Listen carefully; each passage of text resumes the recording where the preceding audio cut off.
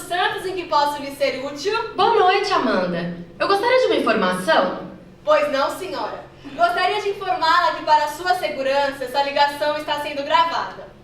Amanda, você está feliz com o seu trabalho? Como? Eu perguntei se você está satisfeita com o seu trabalho. Claro, senhora. Mas em que posso lhe ser útil? Quantas horas por dia você trabalha? 6 horas, senhora. Sem nenhum descanso? Não, senhora, tenho 15 minutos de descanso. Isso é suficiente. Sim. Quantos anos você tem? 20 anos, senhora. E há quanto tempo você exerce essa função? Desculpa, senhora, mas eu não estou autorizada a responder sobre questões pessoais. A senhora tem algum problema em relação a algum de nossos produtos? Você estuda? Estudo, sim, senhora. Faz faculdade, não é? Sim, mas senhora, isso não é um assunto... Claro, claro! O seu tempo médio de atendimento está aumentando e eu sou a responsável por isso, não é? Eu já vou desligar. Mas antes, eu gostaria que você ouvisse uma música e uma história antiga.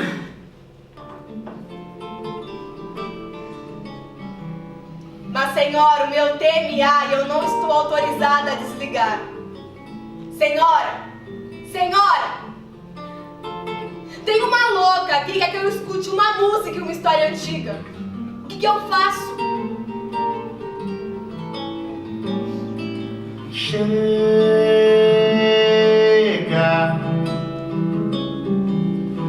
de dar tanto murro na ponta da faca. Sonha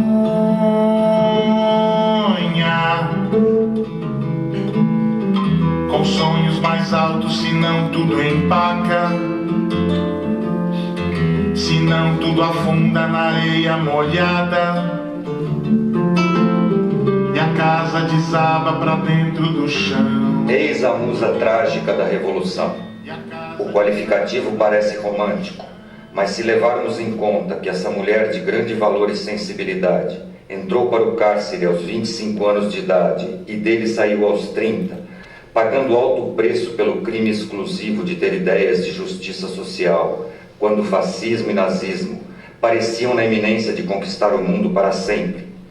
Se soubermos que viajou à Europa e à Ásia para confrontar a coisa imaginada à real, e esse confronto não a deixou feliz, que experimentou a condição proletária e conheceu a impostura dos chefes e a miséria de estrutura do Partido da Revolução, sentiremos a gravidade do destino de Patrícia, a que não faltou o definitivo do desencanto, prêmio rude de quem vive uma ideia-sentimento. E sem se reconciliar com a ordem combatida, recolheu-se ao tempo da decepção, onde a arte e a literatura oferecem consolo ao ofendido. Eu agradeço sua visita de hoje. Essa visita de vida que você me faz. E fico pensando na vida das naus que partem deste porto de pedra, que vão para os seus destinos, e os sonhos que perseguem, com suas velas brancas abertas ao vento. O mais... Sim, o mais é a viagem, porque de mim quase ninguém se lembra. Eu morei no Brás até os 16 anos, numa habitação operária, com os fundos para a tecelagem ítalo-brasileira, num ambiente exclusivamente proletário. Em casa conhecíamos toda a espécie de necessidades e privações, mas não conhecíamos a miséria. Mesmo porque a mentalidade pequeno-burguesa de minha família não permitia que ela fosse reconhecida. Sei que vivíamos economicamente em condições piores que as famílias vizinhas, mas nunca deixamos de ser os fidalgos da Vila Operária. Durante esse tempo, a questão social nunca foi examinada com algum interesse. Eu presenciava manifestações e greves, mas se nesse momento tomava partido, era um parti-pris sentimental.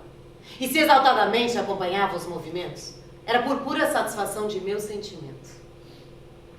Nunca supus que um dia me ofertasse inteiramente à causa proletária. Eu era naturalmente contra os patrões. Mas a fé e a ilusão chegaram mais tarde. Morei no Brás até os 16 anos, numa habitação Operária! Com os fundos para a tecelagem ítalo-brasileira. Um ambiente exclusivamente proletário! A questão social durante esse tempo nunca foi examinada com algum interesse.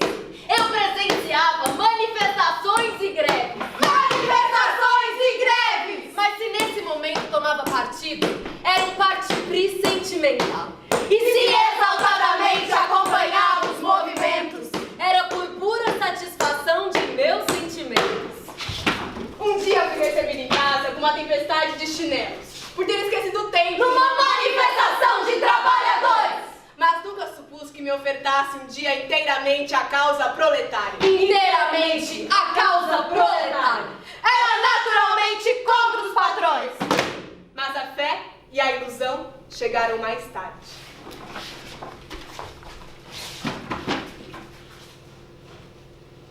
Eu sempre fui sim uma mulher criança. Mas mulher, não me revoltava o trato infantil. Dissimulava minhas ideias formadas e procurava parecer criança. Não havia nem conflitos, nem luta pró-independência. Eu me sentia à margem de outras vidas e esperava pacientemente minha oportunidade de evasão. Andava sozinha. O primeiro fato distintamente consciente da minha vida foi a entrega do meu corpo. Eu tinha 12 anos incompletos. Eu sabia que realizava qualquer coisa de importante contra todos os princípios, contrariando a ética que já era conhecida e bem estabelecida. Com certeza havia uma necessidade, mas essa necessidade nada tinha a ver com a entrega física do corpo.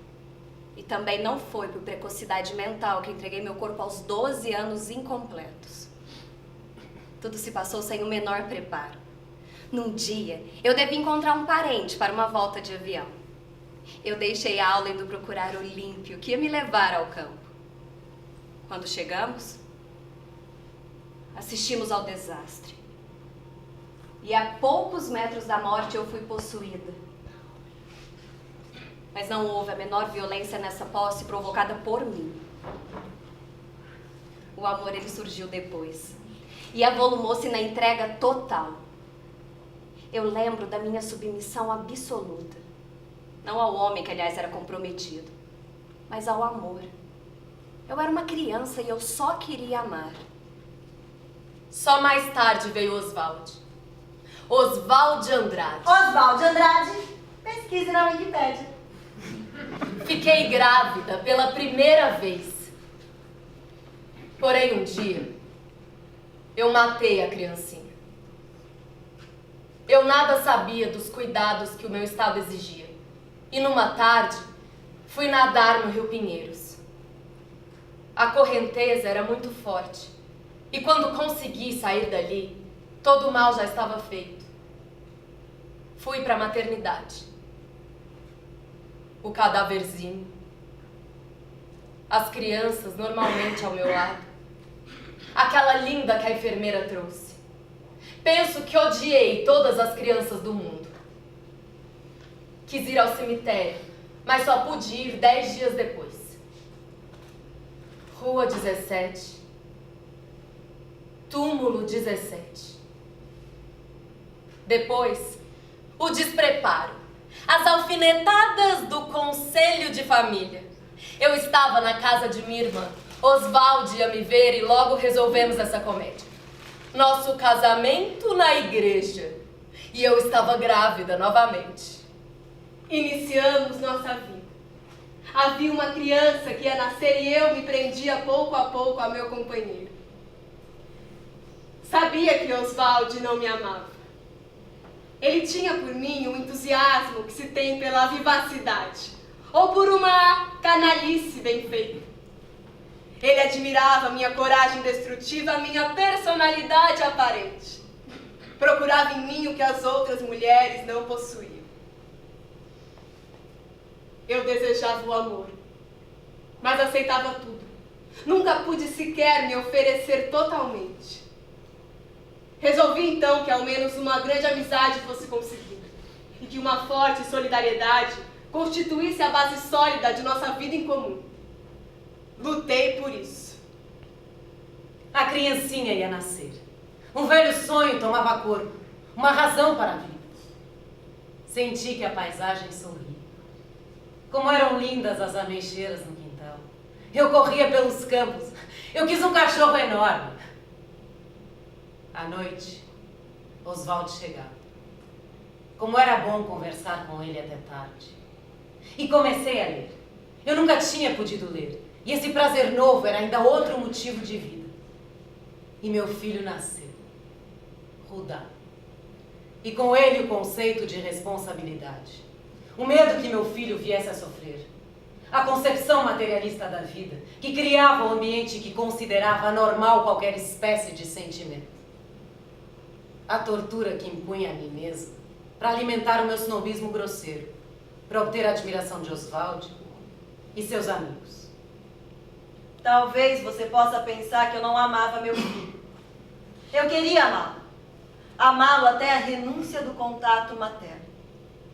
Mas eu não soube amá-lo suficientemente. Só à noite. Quando então eu podia fugir de todo mundo, então eu o beijava. 2 meses depois do seu nascimento, embarquei para Buenos Aires.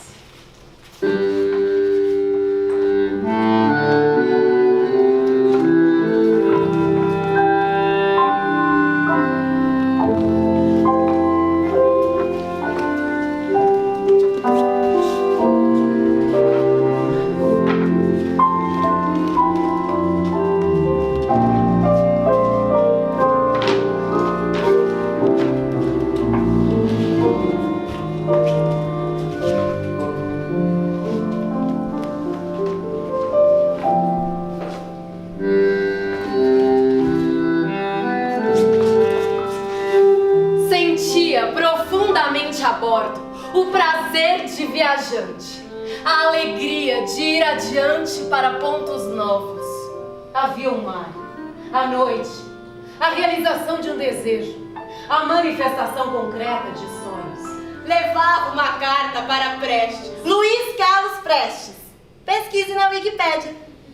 Não era apenas curiosidade pela personagem revolucionária. Prestes era a interrogação. E talvez ele fosse a resposta. Ele já havia publicado seu apoio ao Partido Comunista. Eu ignorava inteiramente a doutrina marxista. Considerava ridículos todos os comunistas que conhecia. Em Buenos Aires, tive problemas de hospedagem, pois os hotéis não aceitavam uma mulher desacompanhada. Entrei em contato com um grupo intelectual de vanguarda no círculo da revista Sur, que acabava de se formar. As assembleias literárias, como eram enfadonhas. O ambiente idêntico ao que cercava os intelectuais modernistas do Brasil. As mesmas polêmicazinhas xoxas. A mesma imposição da inteligência. As mesmas comédias sexuais. O mesmo prefácio exibicionista para tudo.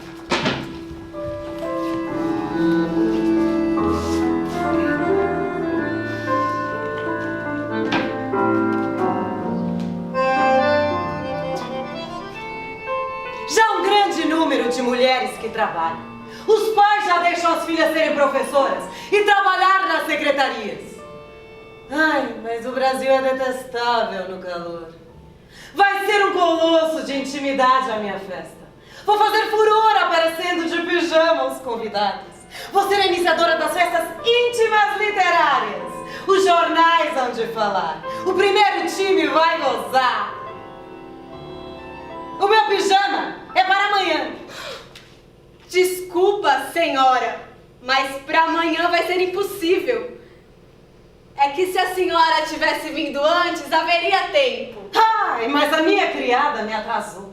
Com desculpas de gravidez, tonturas. Esfriou demais o meu banho. Mas também já está na rua.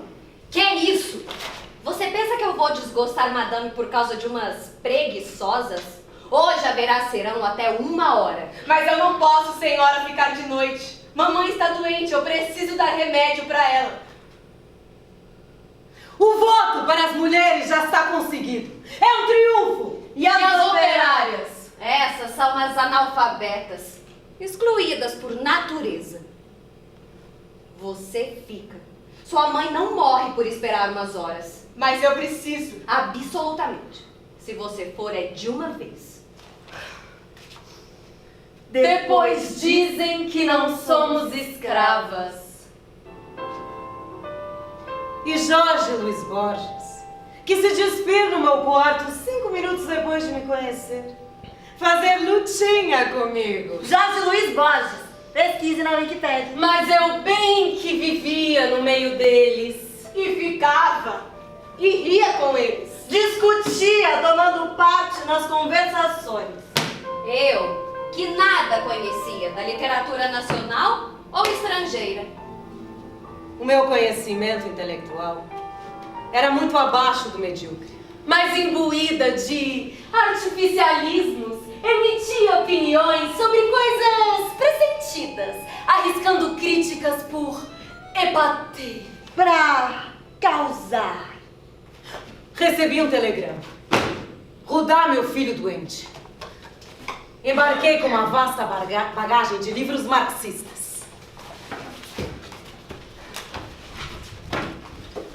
Em São Paulo, eu procurava, mas sem saber o que, sem nada esperar. Alguma coisa que me absorvesse com certeza. Tinha momentos de grande enternecimento junto de meu filho. Mas eu repelia esses momentos. Eu sofria muito desconhecendo a causa desse sofrimento. Um comunista brasileiro, Astrogildo Pereira. Astrogildo Pereira. Pesquise. Ele veio nos procurar. Foi ver os livros que eu havia trazido. Ele foi o primeiro comunista de destaque que surgiu nas minhas relações com a luta política. Mas antes de tudo, ele era um intelectual que me contava coisas novas para o meu prazer intelectual. Recomecei a ler. Oswald também parecia interessar-se pelas doutrinas sociais. Resolveu-se fazer o Homem do Povo, um jornal proletário. A ocupação era absorvente. Não havia muita convicção, mas muito entusiasmo. Vontade de adesão exibicionista de minha parte por uma causa revolucionária. Sem grande conhecimento de causa, atirei-me um pouco cegamente no trabalho do jornal. O Homem do Povo contrariou um grupo de estudantes de direito do Largo São Francisco. Empastelaram o jornal. Evento escandaloso. Fechado o Homem do Povo pelo governo, embarcamos para Montevidéu. No dia seguinte da nossa chegada, fomos procurados por um homem de aparência medíocre. Eu estava só e quase despedi nosso visitante, que era Luiz Carlos Prestes. Conversamos 3 dias e 3 noites num cafezinho fechado e deserto. Consumimos quilos e quilos de café. Não dormíamos. Consegui saber que o comunismo era coisa séria. A grandiosidade de uma coisa até então desconhecida para mim. Vejo Prestes ainda, com uma mecha de cabelo, sombreando o rosto quase desaparecido na sombra do café. Como tinham vida aqueles olhos, que pareciam enormes. Falava lentamente, com a calma e a serenidade dos que sabem que não adiantam arapucas de palavras. Ele devia falar assim com todo mundo.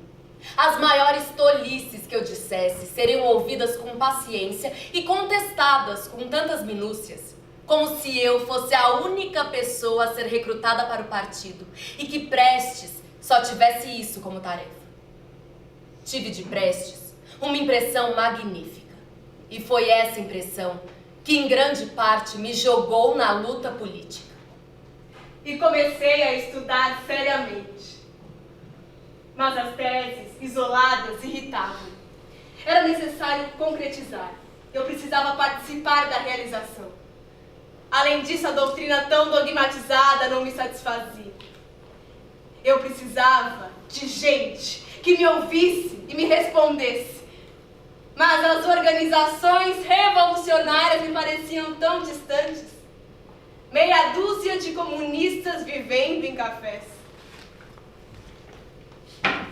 O que faziam esses comunistas conhecidos se não saíam dos cafés? 2 médias e um rabo de galo!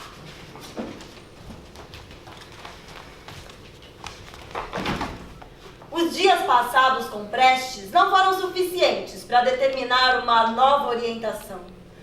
Cessado o entusiasmo da presença, começou o esmorecimento do efeito.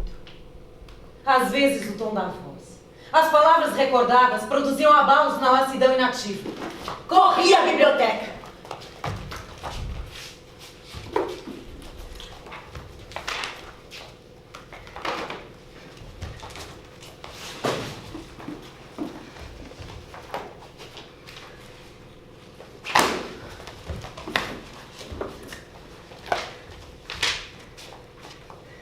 Animava-me por instantes, mas a satisfação intelectual não me bastava. A ação lhe fazia falta.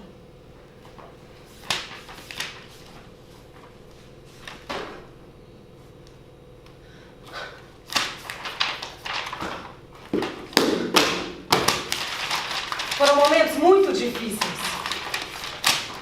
As mesmas crises que me acometeram quando eu era criança. As minhas mãos manietadas para que eu não me ferisse. Você não pode parar de mover a cabeça? Só então percebi os movimentos involuntários. E pedi para a mamãe cantar para mim. Ó gente da minha terra, agora é que eu percebi, ai, esta tristeza que trago, esta tristeza que trago, foi de vós que a recebi. Hoje correremos às praias, essas praias de sombra, sob o luar que não parece luar. O meu luar de morte e de nervos, na noite que eu procurava. Eis aí a minha noite. E a tragédia preconcebida, decepcionada, com essa alegria súbita, que tem muito ainda da falecida angústia, mas que, contrariando o desejo formado, tem muito, muito de vida. Você já reparou que a luz do sol uma ferre? Parece o jardim iluminado dos meus sonhos de infância, com lanterninhas brancas opacas. E fui ver o mar em Santos. No dia da minha chegada, o Sindicato de Construção Civil anunciou uma reunião. Fui até lá. Encontrei um ambiente pré-grevista e mais consciência e revolta do que imaginava. Se o operário soubesse reconhecer o valor que tem seu dia, de certo que valeria 2 vezes mais o seu salário. Mas como não quer reconhecer, é ele escravo sem ser de qualquer usurário. Surpreendeu-me a orientação das discussões e o entusiasmo dos trabalhadores pela luta de classes. Mas como não quer reconhecer, é ele escravo sem ser de qualquer usurário. Se o operário soubesse reconhecer o valor que tem seu dia, de certo que valeria 2 vezes mais o seu salário. Mas como não quer reconhecer, é ele escravo sem ser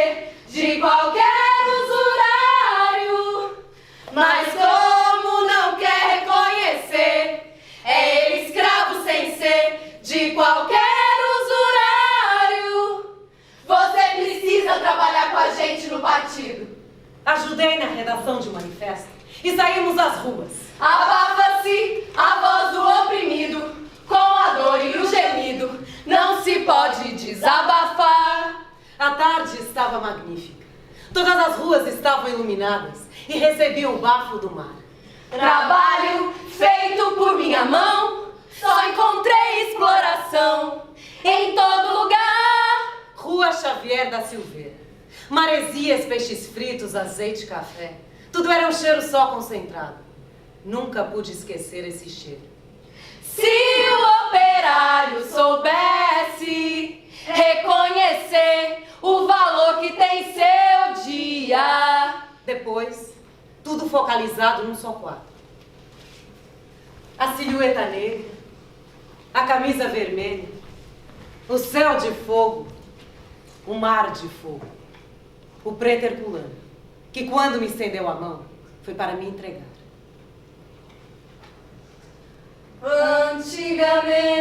Antigamente, a velha Chica vendia cola e gengibre.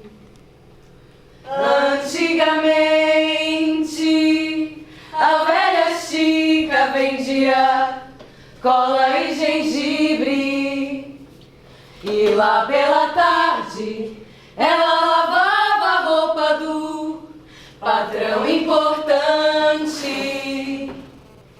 E lá pela tarde, ela lavava a roupa do patrão importante. E nós, os miúdos, lá da escola, perguntávamos à vovó Chica qual era a razão daquela pobreza, daquele nosso sofrimento. E nós, os miúdos, lá da escola, perguntávamos à vovó Chica qual era a razão daquela pobreza, daquele nosso sofrimento. Che, menino, não fala política, não fala política, não fala política. A importância de um momento, O marxismo, A luta de classes. as sensações multiplicadas nesse momento. A libertação dos trabalhadores. Por um mundo de verdade e justiça. Lutar por isso valia uma vida. Valia a vida. Que diferença da explicação intelectual de Prestes. Herculano conseguiu chegar ao fundo de mim mesmo.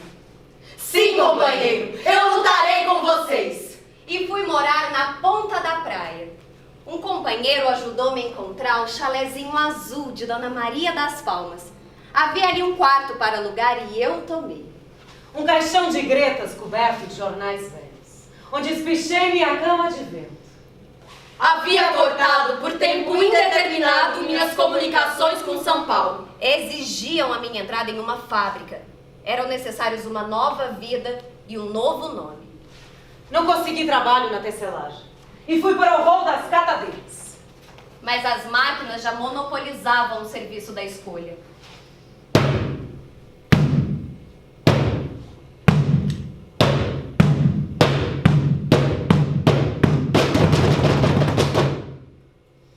Nas horas de folga, quando não havia trabalho no socorro ou reuniões, eu passava com a criançada e a juventude na ponta da praia.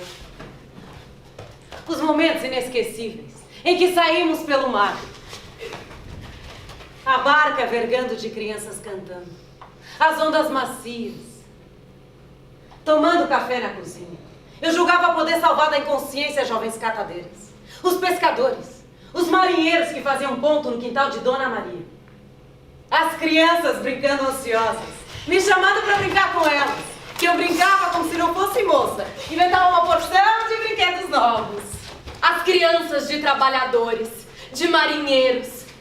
Eu, ridiculamente grandiosa, porque lutava por aquelas crianças, olhando-as como se fossem minhas, como se eu as salvasse todos os dias. Cama 10, Porto! Seu nome? Corina, De quê? só. Engraçado. Quase todas as indigentes não têm sobrenome. Já teve filho? Não, eu tô tão cansada. Ah, isso passa. Vai ter um filho lindo. Sem pai. Mas a mãe vai adorar pelos dois. Arnaldo. Vai ter esse nome? Vai. A distinção se faz nas próprias casas de parir. As criancinhas da classe que paga ficam perto das mães. As indigentes já preparam os filhos para a separação futura que o trabalho exige. As crianças da classe burguesa são paradas desde cedo pelo cordão umbilical econômico. Meu filho, meu Rudá, era aquela cabeça loira de um José, os olhos diferentes do garoto nipo brasileiro, a voz do quincinho que quase não se ouvia do meio do brejo. Rudá estava ali comigo, neles todos, com as minhas companheiras de folguedo, perto dos meus cuidados. E se seu filho morresse hoje? Rua 17. Túmulo 17. Os filhos dos trabalhadores estão morrendo de fome todos os dias. O importante é a nossa tarefa agora. Por que falei assim? Senti como falseados os meus sentimentos. Odiei-me pela cretinice e desonestidade comigo mesma. Eu lutava. Eu lutava por ele, por todas as pobres crianças do mundo. Essa era a felicidade sonhada. A meta alcançada. O conforto e a fartura de vida. Dentro do meu quartinho, sempre cheio de chuva. Dentro de minha revolta, pelas mãos de minhas companheiras, esfoladas nas mesas rústicas de catação. La Vila Morena, terra da fraternidade.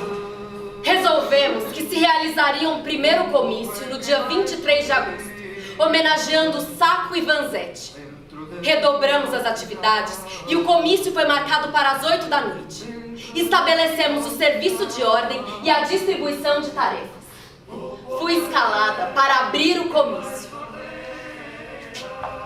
Herculano falou-me principalmente em minha forma de ação, que seria discursar a qualquer custo, e não abandonar a praça em hipótese alguma, mesmo que ela fosse invadida pela polícia. Lembro-me daquela mesa de cerveja, onde os filhinhos de Herculano se encarapitavam. A carícia enorme e suave da mão gigante nas cabecinhas pretas.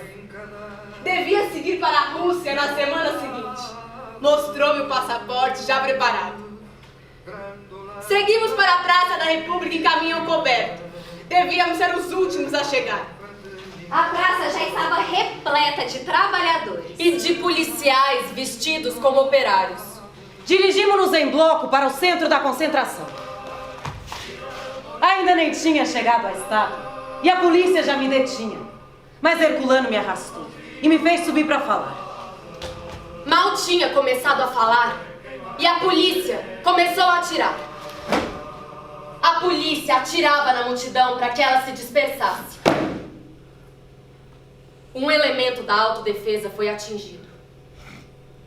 Depois disso, nada mais se entendeu. Os policiais, vestidos como operários, não mais se distinguiam os indivíduos da polícia, a não ser pelas armas disparando. Senti a mão de Herculano me arrastar violentamente. Depois, o colosso negro tombando. Havia levado um tiro nas costas. Pouca gente então na praça. O último policial sumindo na esquina. Herculano, com a cabeça em meus joelhos, olhou-me dizendo: Agora está começando a doer um pouco. Depois, suas últimas palavras. continue o comício! Continue o comício!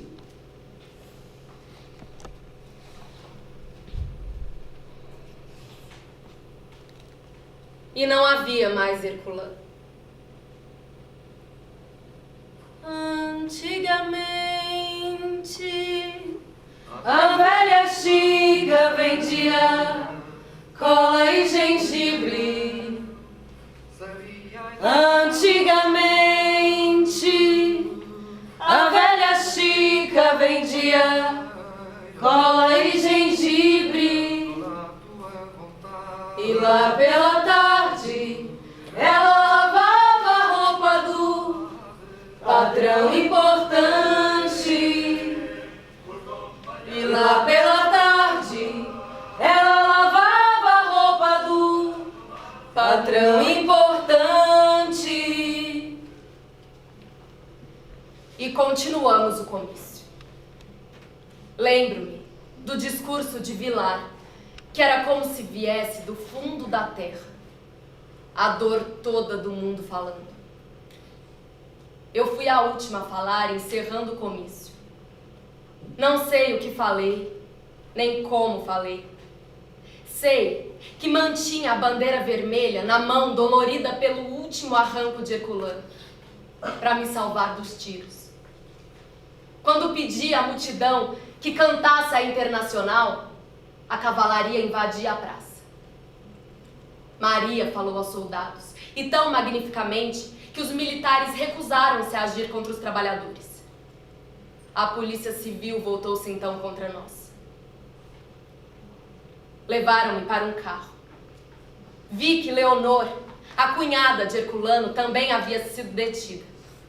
Leonor tinha apenas 14 anos e era maltratada pelas salas sujas, ouvindo com certeza pela primeira vez os nomes que lhe davam. Fomos encerradas em celas contíguas. Não vou relatar aqui os sofrimentos que se passam numa prisão para mulheres. Faria uma má descrição. E além disso, os sofrimentos físicos só são sentidos na hora. A gente se esquece deles. A prisão não tinha importância para mim, a não ser no que se referia à paralisação do trabalho já iniciado.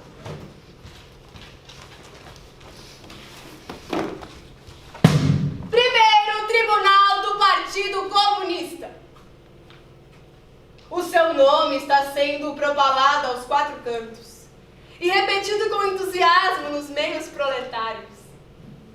És a primeira comunista presa. E no Brasil esse assunto está sendo explorado, principalmente por você, não se tratar de uma operária. Os comentários transformaram-se em lendas mentirosas que aumentam a sua atuação. Que você dominou a ação dos soldados, que não atiraram por sua causa. Os jornais incentivam isso com noticiário escandaloso em torno da sua pessoa. Que eu dominei a ação dos soldados, que não atiraram por minha causa. Esse fato é considerado pernicioso pelo partido, por você se tratar de uma militante de origem pequeno-burguesa, e exige que o partido tome providências, pois só a organização e o nome da organização devem ser mencionados. Sugeriu-se que fosse feito um manifesto, que seria distribuído durante a minha permanência na cadeia de Santos. Nele, acentuava-se a desordem provocada por mim, que eu havia agido sem conhecimento ou autorização da organização, com intuito provocador. A humilhação foi enorme. O meu orgulho e o que chamava de dignidade pessoal sofreram brutalmente. Mas achei justa a determinação e aprovei o manifesto, disposta a qualquer declaração ou fato que exigisse de mim o partido.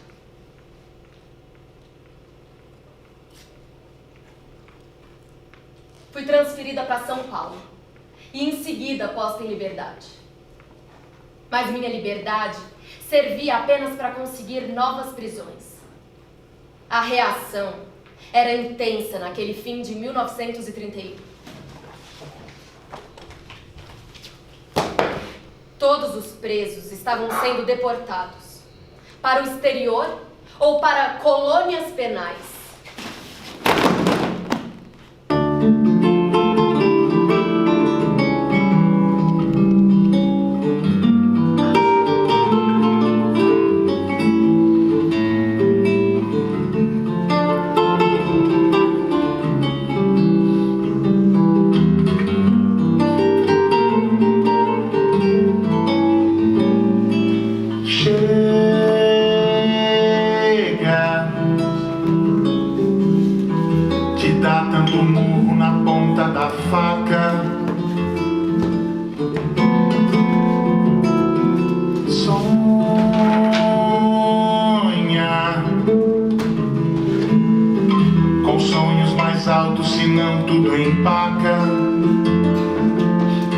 senão tudo afunda na areia molhada e a casa desaba pra dentro do chão. E a casa desaba pra dentro do chão. Pula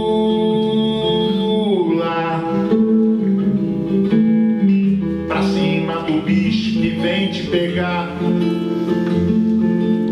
e come esse vivo que vai fazer bem. Estamos em 1932, quando fui posta em liberdade em São Paulo. Depois de algumas perseguições e fugas, minha vida com Oswald, que também era perseguido, foi se restabelecendo. Éramos dois amigos, libertos de qualquer outro vínculo que não fosse a solidariedade. Passeava com meu filho. Ele era o meu amor e toda a minha vida naquele momento. Mas demorou pouco esse tempo que me dedicava apenas a ele. O partido exige que você siga para o Rio.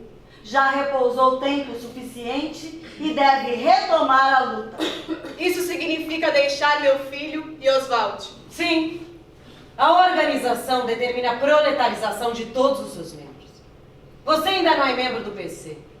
E o preço a pagar por isso será seu sacrifício de mãe. Quanto a Oswald, ele é considerado elemento suspeito por suas ligações com certos burgueses. E você deverá prescindir de toda e qualquer comunicação com ele e resignar-se à falta de notícias de seu filho. Não discuti as exigências. Oswald não opôs o menor obstáculo. Disse-me apenas que esperaria a minha volta, que eu teria sempre um lugar junto dele, que voltasse quando quisesse. Sofri horrivelmente deixando Rudá, mas não houve de minha parte a menor hesitação. Talvez não o amasse tanto como o julgasse. Segui para o Rio na mesma noite. Ia começar meu trabalho revolucionário. Consegui 2 trabalhos através de amigos antigos. Um na Agência Brasileira, outro no Diário da Noite. Nada de jornal, nada de trabalho intelectual. Se quiser trabalhar com o partido, terá que admitir a proletarização. Fui a uma agência de empregadas domésticas.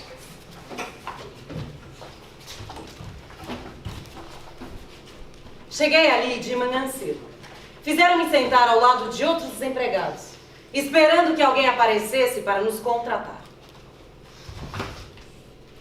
Em fila, éramos passados em revista, para que o pretendente pudesse escolher a melhor ou o melhor escravo.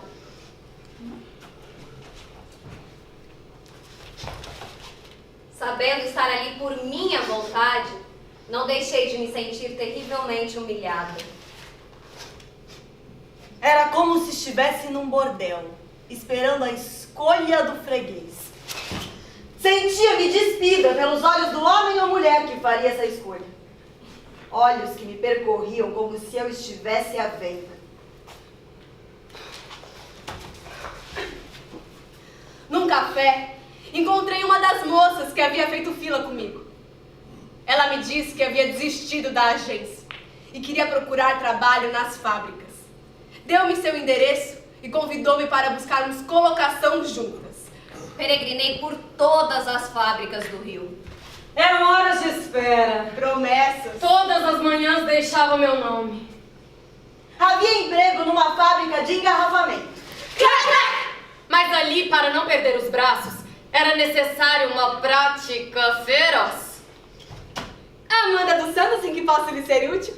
Amanda dos Santos, em que posso lhe ser útil? Amanda dos Santos, Ao menor descuido, eram cacos de vidro por toda parte. Amanda dos Santos, em que posso lhe ser útil? Amanda dos Santos, em que posso...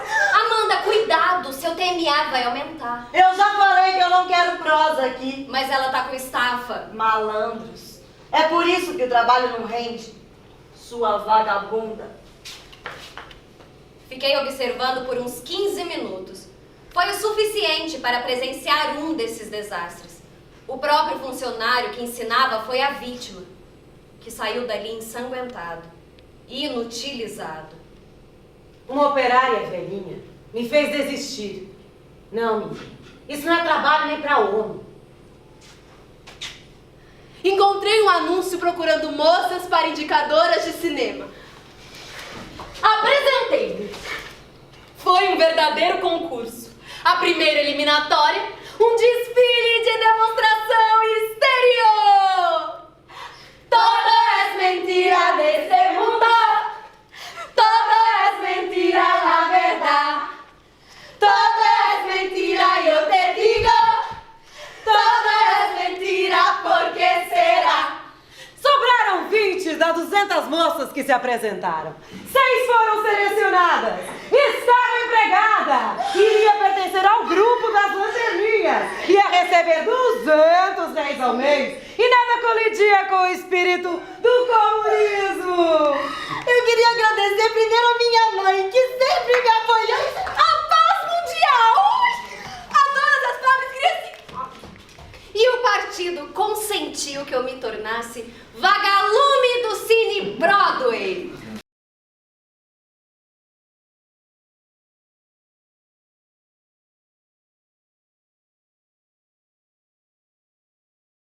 Puseram-me em contato com outros comunistas do meu setor, para que cuidasse da organização do Sindicato de Trabalhadores em Cinema e Casa de Diversões.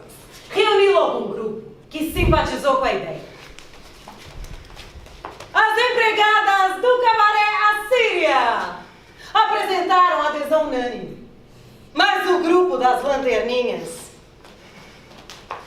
fez oposição. Eram moças de família e não podiam se misturar. As mulheres suspeitas dos dançantes. 5, 6, 7, 8. Willkommen, bienvenue, welcome. Fremder, étranger, stranger. Glücklich zu sehen, je suis enchantée. Happy to see you, bleibe hast stay. As moças do Assíria demonstravam a situação de assalariadas. Não quiseram retirar a pretensão, causando desmembramento do trabalho já organizado. Começou a se falar demais no sindicato. E o gerente do Cine Broadway resolveu acabar com o negócio. E fui lindamente despedida. Willkommen, bienvenue, welcome. Au cabaret, to cabaret, ao cabaré. Entrei pra metalurgia e tornei-me de fato uma operária. Com meu avental xadrez, as mãos feridas e o rosto negro de pó. Do dia para a noite a desconfiança acabou e me entregaram tarefas de mais responsabilidade. E fui considerada comunista sincera. 3 dias de proletarização foram suficientes para que me convocassem para a Conferência Nacional, que reunia a direção de todos os estados do Brasil. Ia conhecer e ouvir os chefes supremos do Partido Comunista Brasileiro e os representantes da Internacional no Brasil. Sem saber para onde ia, calcei uns sapatos novos que me martirizavam os pés. Mal sabia eu que depois da viagem de trem ainda teria que caminhar por mais 7 horas. Tudo pra mim, no entanto, era maravilhoso. Ia me reunir a toda a articulação do movimento comunista. Poderiam fazer-lhes perguntas sobre uma porção de coisas. Com certeza ia aprender muito. Puseram-me nas mãos uma arma pesadíssima. E me enviaram para o segundo ponto de defesa, a 1 quilômetro do lugar da reunião.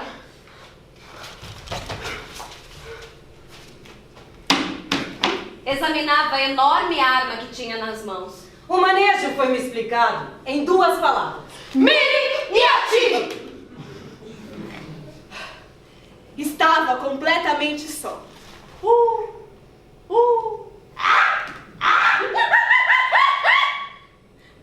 Haveriam animais selvagens por ali?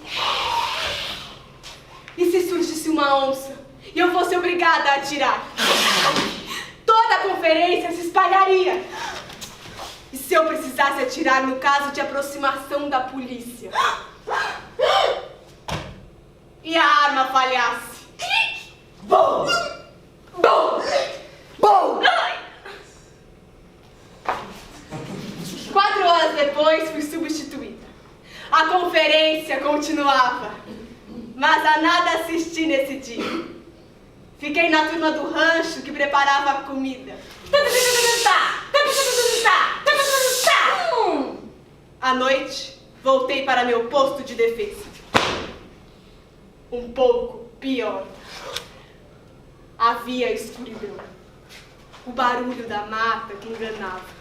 Julgava ouvir tropel, ver figuras em cada sombra. Tremia de frio e estava exausta. Mas todas as dificuldades eram adequadas a meu estado de espírito. Era feliz com a creche. Dessa vez, ninguém foi me buscar para me substituir. Passei a noite toda no meu posto. Pela madrugada, avistei um casal. A ordem era atirar. Corri como uma doida pelas pedras que rolavam a minha passagem.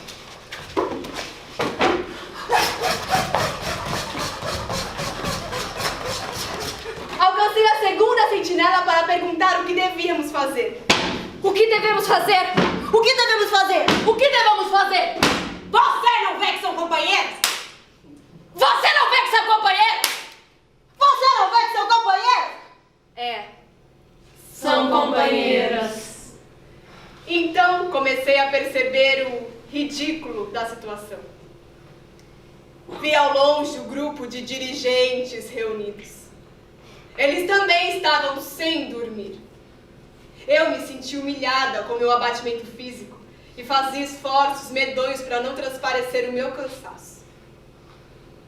A terceira noite chegou e resolveu-se dar descanso aos conferencistas. Às 4 da manhã me presentearam com 2 horas de sono. Foi tudo que consegui dormir nessa conferência de 5 dias. A minha chegada à casa foi um escândalo. O meu aspecto devia ser tremendo, acrescentado pelos enormes sapatos masculinos que eu arranjei no trem. O grotesco da minha figura de sentinela da Conferência Nacional. Do que pude ouvir na conferência, achei tudo magnífico, lógico, perfeito e justo. Vendo aquelas figuras encovadas, sorridentes, que se abraçavam como irmãos, a minha alegria se penetrava de uma fé absoluta. O proletário brasileiro, guiado por uma vanguarda daquela têmpera, se libertaria? Seria vitorioso dentro de pouco tempo? Continuava trabalhando na metalúrgica. A minha vida era a minha luta. Não tinha notícias de meu filho.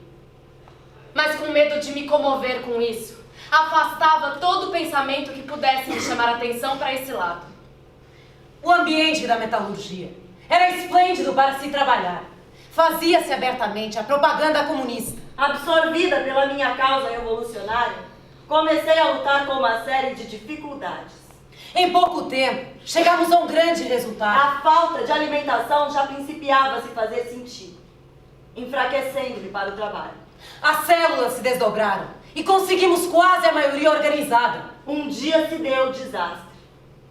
Ao transportar para o caminhão um tabuleiro de peças de metal, querendo terminar logo o serviço, quis carregar um peso grande demais. Senti uma dor aguda e intensa e rolei com o tabuleiro.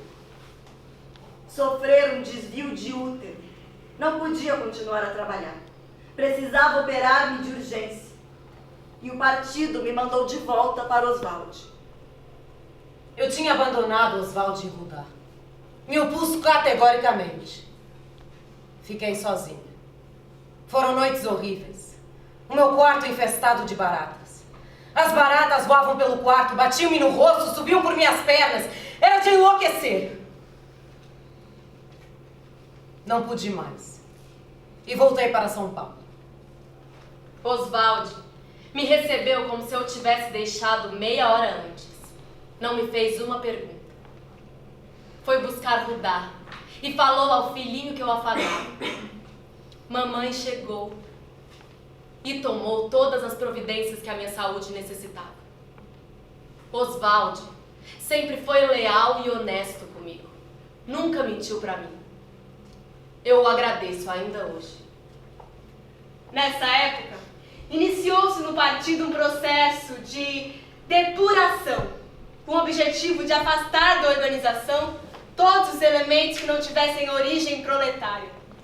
A campanha de caça aos intelectuais era encabeçada por 2 ou 3 intelectuais da direção, que logicamente excluíram-se dela.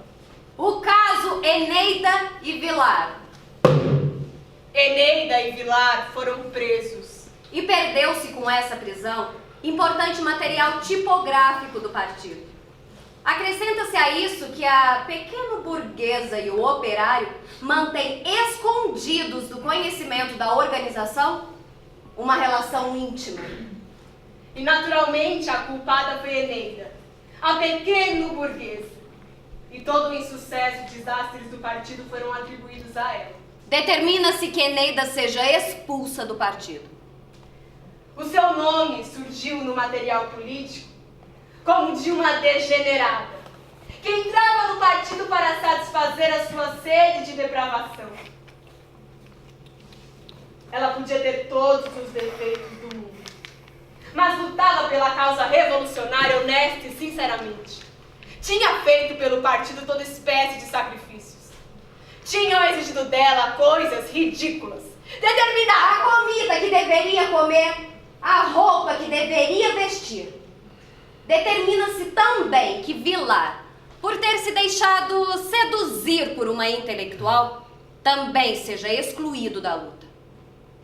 Fui posta sob investigação, mas não encontrando base para minha expulsão, conformaram-se em me entregar um bilhete de afastamento. Espere e prove, fora do partido, que você continua uma revolucionária. A organização consente que você faça qualquer coisa para provar a sua sinceridade. Trabalhe à margem, intelectualmente. Aceitei a situação. Minha vida era minha vida política. Apesar de contrária à depuração arbitrária, não quis desanimar. E nesse desvão da vida, eu morava em Paquetá, com Oswald e Rudá. E esperava a corrente que me puxasse novamente para as minhas atividades revolucionárias. A minha luta política, que era a minha única certeza. A minha vida não estava ali na minha casa. Eu sabia que se o partido me chamasse, eu iria. E quando o partido me chamou, eu fui. Será aproveitada para um trabalho de responsabilidade excepcional, que te dará a oportunidade definitiva de demonstrar a sua sinceridade e o seu devotamento à causa dos trabalhadores. O Comitê Fantasma, organismo de máxima ilegalidade do partido, máximo espírito de sacrifício e máxima confiança. Não poderá discutir, mas apenas obedecer. É um organismo secreto, que mesmo alguns membros do PCB desconhecem. E você deverá permanecer aos olhos da base desligada da política. Seu único contato será através do companheiro CM11. Aceitei sem hesitação. Você deve ir à casa de Eneida e Vilar e apropriar-se de um documento redigido para a Internacional Comunista. É justo que você custe um pouco a se habituar, mas esqueceu que não pode ter curiosidade? Vai. Você tem plena autonomia na ação, contanto que consiga os resultados. 2 dias. Fui à casa de Eneida e Vilar, no meu papel de Mata-Hari provinciano. Dancei naquele quartinho, onde reinava a pureza e a lealdade.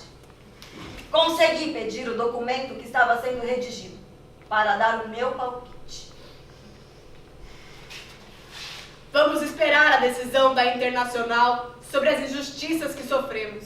O nosso crime é a nossa união íntima. Estavam certíssimos. Era justo que recorressem. Esse primeiro trabalho não tinha importância nenhuma para o Comitê Fantasma. Foi só um teste ao qual fui submetida. E me saí bem. Traindo amigos, espionando companheiros. Você trabalhou direitinho. Agora vai fazer coisa mais difícil. Procure saber, junto a X, a decisão de Y sobre a cisão de 3 de outubro. Tome conta de X de qualquer forma, para saber com exatidão qual a posição dos militares. Com quem poderemos contar se resolvermos dar um golpe contra o governo provisório para o estabelecimento de um governo popular? Só consegui de X um desinteresse absoluto por questões políticas. E não achei forma de insistir no assunto sem declarar o motivo de minha insistência. X não demonstra algum interesse particular por sua pessoa? Nunca reparei.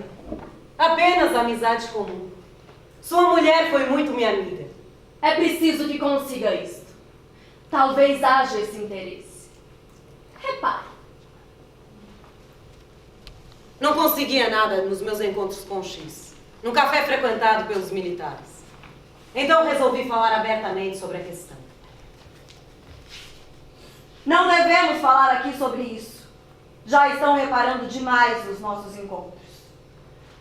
Você é uma menina livre. Não se importaria de ir comigo a um hotel? Lá conversaremos. Não, não me importo. Vamos. X deu-me todas as informações e pediu-me uma ligação direta com a direção do partido, dizendo que números oficiais estariam dispostos a colaborar numa frente única popular contra Getúlio. E depois, achou que deveria tratar do seu caso particular. Do nosso caso particular. Quis abraçar. Eu sempre o admirei. X era um homem interessante. Eu tinha mesmo entusiasmo por ele. Me impressionava fisicamente. Seus lábios de desejo e de vontade. Os seus braços me cingindo fortemente. Depois de Oswald, eu nunca havia pensado em outro homem. X era adorável. O lábio inferior sensivelmente saliente. Aquele semblante marcado e notável. Os meus lábios já estavam tomados. Ele me beijava e me deliciava com isso. Não queres? Não. Julguei ver apelo em você. Não teria feito o que fiz. Mande outra pessoa falar comigo, eu não quero mais ver você. A menos que resolva anular a resistência. Vamos embora.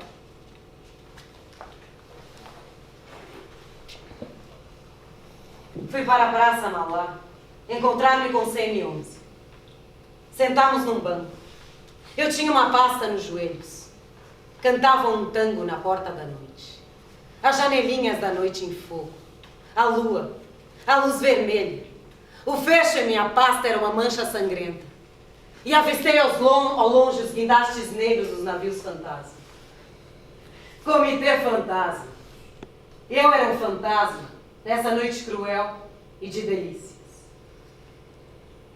Que estranha forma de vida tem este meu coração. Você se entusiasmou por X naturalmente. Vive de vida perdida, quem lhe daria o condão? Depois, naturalmente, eu o repeli. Que estranha forma de vida, coração independente. Se o ato fosse consumado, culparia o partido. Coração que eu não comando, vivo perdido entre a gente. Estou satisfeita por não ter cedido. Teimosamente sangrando, coração independente. Não se envergonha por ter estremecido gostosamente pelo beijo. Eu não te acompanho mais, para, deixa de bater.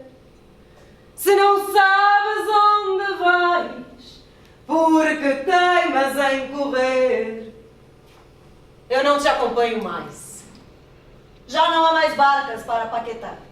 E era CM11 que dizia isso enquanto apertava minha mão. Tens que dormir no Rio. Vamos para um hotel. Hotel? E para que existem hotéis no mundo? Vamos. Por que toma um quarto só? Não seja idiota, menina. Quer chamar a atenção sobre nós? Cala a boca. Subimos para o quarto. CM11 deitou-se no chão, arrancando uma coberta da cama. No outro dia, saímos cedinho. Pensaste que eu fosse te cantar essa noite, hein? Agora te digo. Sabes que te amo? Agora vai. Vai descansar e volta amanhã no mesmo ponto. O nosso ponto ficou sendo um barzinho na Lapa. Lá conversávamos sobre o trabalho. Mas às vezes CM11 falava de amor, da vida que desejava ter ao meu lado. Nunca me perguntava sobre os meus sentimentos. E quando eu ia falar... Mas agora não há tempo para essas questões pessoais. Ele sabia que teria uma resposta negativa se me fizesse uma proposta. Pouco a pouco, fui percebendo o verdadeiro caráter e as atribuições do Comitê Fantasma. Ele tinha suas ramificações no centro da malandragem carioca. Batedores de carteira, cafetões, tudo ligado indiretamente ao PCB. A prostituta que apanhava não sabia que estava pagando a pensão de um dirigente, ou a viagem de um funcionário que embarcava na primeira classe, para alimentar a bordo a aparência de um burguês endinheirado. Terceira tarefa. Vem.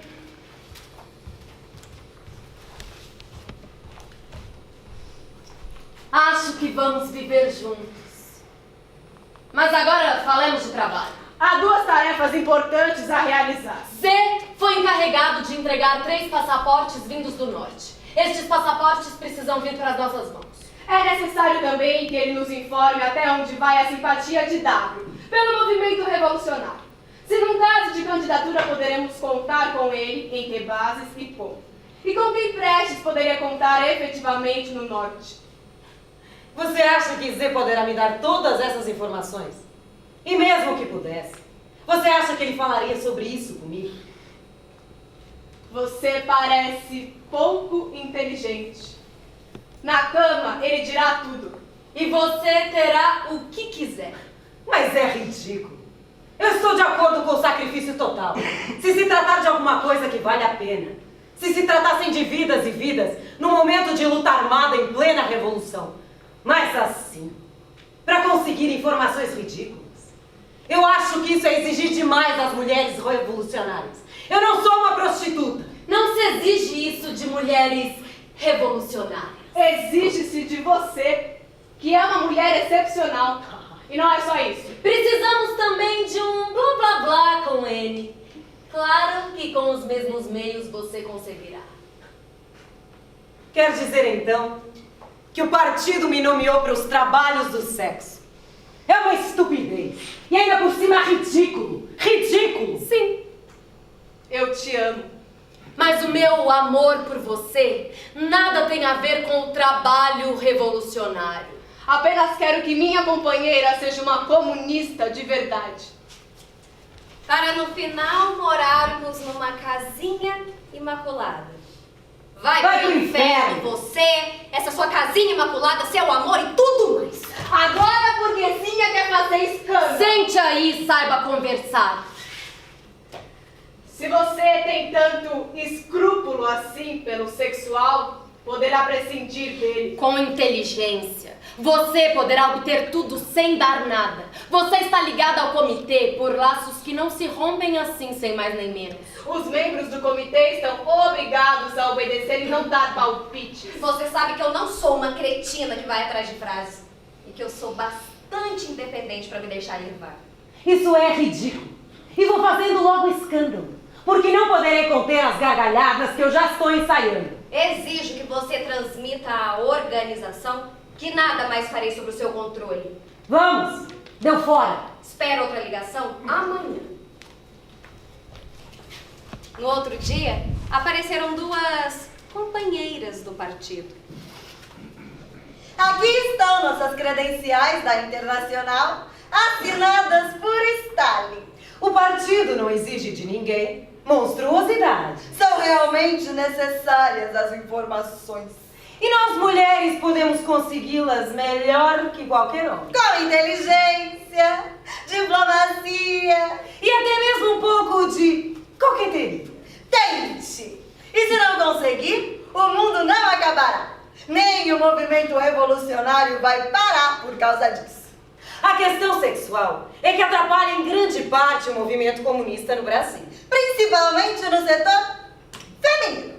Los ojos negros de la diosa roja. Tens autonomia no desempenho de suas tarefas, que serão aceitas por você de acordo com a sua vontade.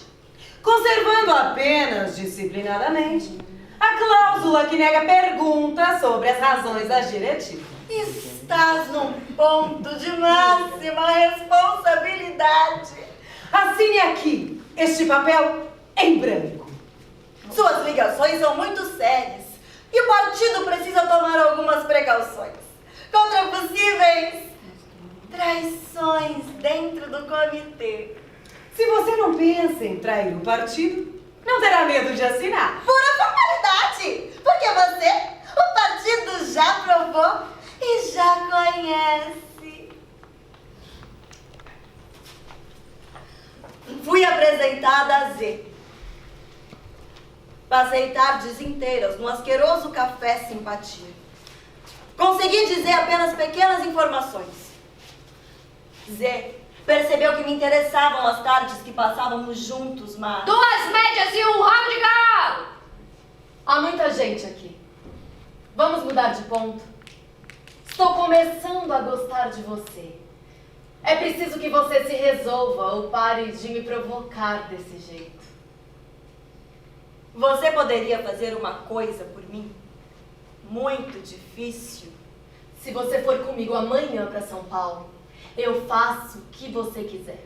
Eu irei. Tem preferência por algum lugar?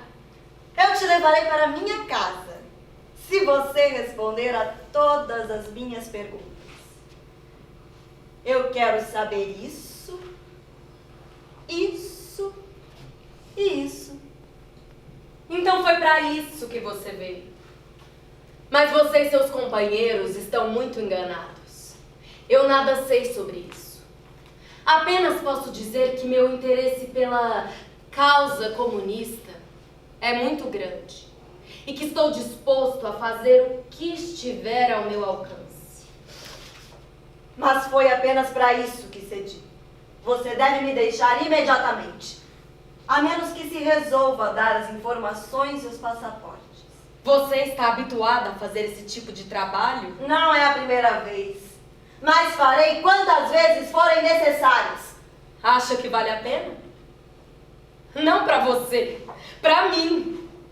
Sim, eu acho que vale a pena para você. E se eu contasse essas coisas à polícia? Você me falou com muita confiança e sem nenhum cuidado. Você não falará disso a ninguém. Não tenho medo de desmoralização. Eu vou com você. Me dará as informações? Sim. E os passaportes? Estes estão no Rio. Realizaremos um segundo negócio se eu gostar da mercadoria. Já não tinha mais nada para sentir. Fomos para casa. Os documentos foram redigidos e assinados. Fazia muito frio mesmo. Havia uns velhos restos de roupão. E me entreguei. Como uma prostituta que se comercializa pela primeira vez. Não, com muito maior consciência da sujeira, da podridão e sem nenhuma vergonha. Deixou-me como se deixe uma meretriz, com o mesmo nojo dos fregueses de um bordel. Fiquei enrolada nos restos do roupão, tremendo de frio. Entreguei os papéis que conseguiram, as informações redigidas e assinadas. Você não pode parar de mover a cabeça? Estão aí os célebres passaportes. Sabe que não valem nada? Estão grosseiramente alterados. Ninguém poderá embarcar com eles. Iam direto para o arquivo. Tenho pena de você.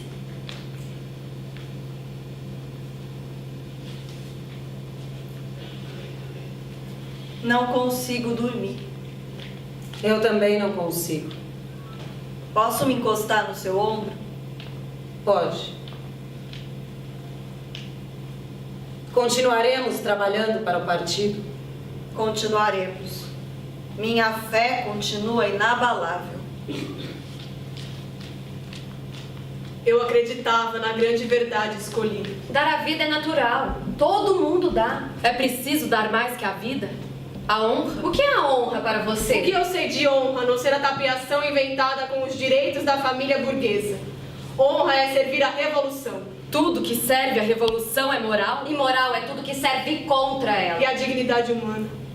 Pode-se ser dignamente revolucionário sem se ser dignamente humano? E o que vem a ser a dignidade humana? Às vezes cometemos erros. A experiência e a luta melhorarão o trabalho. Estamos começando a luta no Brasil. E nada mais importa? Ainda não consegui dormir. Nem eu. Minha cabeça pesa muito nos seus ombros. Não. Um pouco. Quer que eu atire? Atire? Na cabeça? Não. Atire. Não. Não é preciso. O comitê resolveu por meu afastamento provisório. Disse que estava ficando doente, que precisava descansar. Aconselhou-me uma viagem. Por que não faz uma viagem? Queremos trabalhar. Aceitaremos um trabalho de base. Que não nos afaste das tarefas. Não temos outra razão de vida. O partido designou-me à Rússia e disse que me daria as credenciais se eu embarcasse o mais depressa possível. Mas antes, eu teria que assinar outro documento de texto desconhecido. Precisamos estender o corpo. E fechar os olhos. Vamos ver a Rússia. Eu disse que vamos ver a Rússia. Vamos encontrar um mundo diferente, de luta. Espero muito daquele mundo. E o navio deixando o cais. Engraçado. Não sinto nenhuma emoção violenta. Creio que é um adormecimento de sensações. Lembra da infância? Quando tínhamos desejos de botas de 7 léguas. Lembro. De descobrir o que ninguém sabia. Logo poderemos ver o que ninguém jamais viu. O que deu certo. Lembra? O mar, a noite, a realização de um desejo. O anseio pelo muito grande que não sabíamos o que era. A conversa com Prestes. Nossos estudos marxistas. A descoberta de uma luta a qual dedicar a vida. Lembra o quartinho na ponta da praia? Nós, brincando com as crianças nos dias de folga nas catações. O grande comício de Santos. O negro herculano nos salvando dos tiros. Morrendo em nossos braços. Vai, menina, vai, a vida diz, vem me iluminar, vem me dizer por que lutar, vem trazer a luz, estou sem sol, estou tão só, nesta selva escura, sem saída e sem farol, teu destino é me salvar. Meu destino é ter o teu coração a me convocar para te fazer feliz, em paz. E nessa vida